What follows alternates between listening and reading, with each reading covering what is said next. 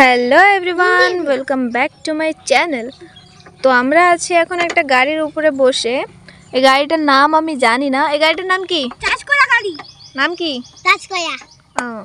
এই গাড়িটার নাম হচ্ছে নাকি চাষ করা না, এটা গাড়ির নাম হয়তো অন্য কিছু হতে পারে, তো আমি জানি না।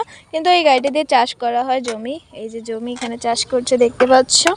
আর আজকের ওয়েদার কিন্তু খুব সুন্দর, মানে কদিন ধরে খুব সুন্দর ওয়েদার হচ্ছে আমাদের এদিকে বলতে এটা শীতলকুচি এই জায়গাটার নাম। তো আমরা এই যে গাড়ির উপরেই বসে আছি।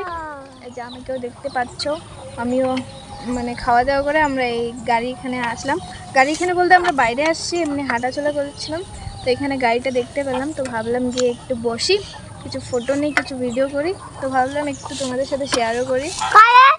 তো এই যে দেখতে পাচ্ছ আবহাওয়া এত সুন্দর, এত ঠান্ডা ঠান্ডা আবহাওয়া, কি আর বলবো।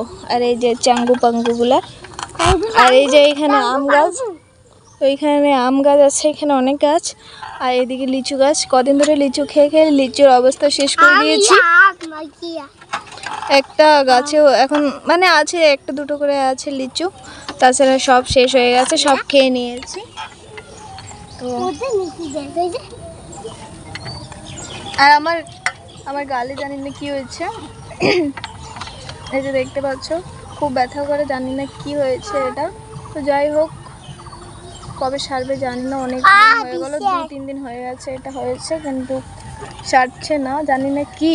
বলতে আমার দেহে নেই, অন্য কিছু মানে পিম্পল হয়েছে, পিম্পল থেকে কিছু একটা হয়েছে, মানে এই পুরো জায়গাটা ব্যথা, একদম শক্ত শক্ত হয়ে গেছে। তো গাইজ, এই গাড়িটার নাম তোমরা কে কে জানো কমেন্ট করে অবশ্যই জানাবে। আমি কিন্তু জানি না, তাই তোমাদের বললাম। তো আমি বাড়ি এখনও যাইনি, এখনও দিদি বাড়িতে আছি। পুরো 1 মাস হয়ে গেল, এখন আমি বাড়ি যাইনি। বাড়ি যাওয়ার জন্য মনটা আমার আনছান করতেছি, কিন্তু যেতে পারছি না। তো আজকে বাড়ি যাওয়ার কথা ছিল, তো দিদি বলছে আর 2 দিন থাক, আর একটু অসুবিধা আছে। তো আর 2 দিন থাকবো, তারপরে গো টু হোম, বাড়ি চলে যাব।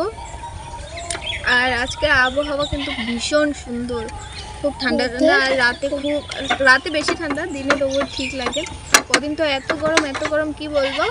আর এখন বলতে কাল পরশু মানে 2 দিন থেকে খুব বৃষ্টি পড়ছে আর হাওয়া, তাই একটু আবহাওয়াটাও সুন্দর আছে। আর এদের বাড়িতে গাইজ আমি মনে হয় মোটা হয়ে গেছি। আমি নিজেকেও আয়নায় দেখে বলছি যে আমি অনেকটা মোটা হয়ে গেছি। তোমরাও দেখে বলতে পারো আমার আগের ভিডিও আর এখনকার ভিডিও, আমি অনেকটা মোটা হয়ে গেছে। যে আমার মুখটাও একদম গোল হয়ে গেছে, আর কি বলবো।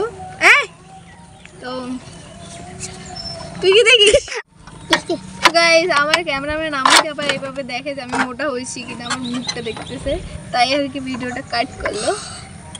তো ওই যে আজকে আম পারবো না, আজকে পারবো না। আজকে যদি রোদ হতো তাহলে পারতাম। আচার বানানোর কথা ছিল।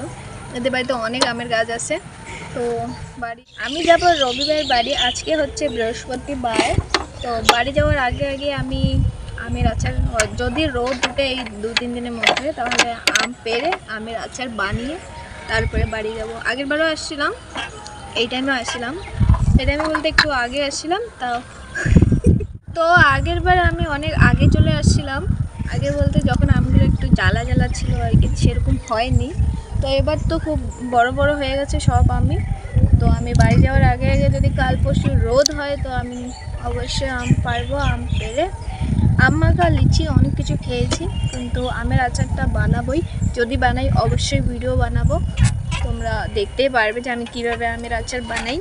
তো ভিডিওটা তোমাদের কেমন লাগলো সবাই কমেন্ট করে জানাবে, আর একটা লাইক করে চ্যানেলটিকে সাবস্ক্রাইব করে পাশে থাকবেন। তো টাটা।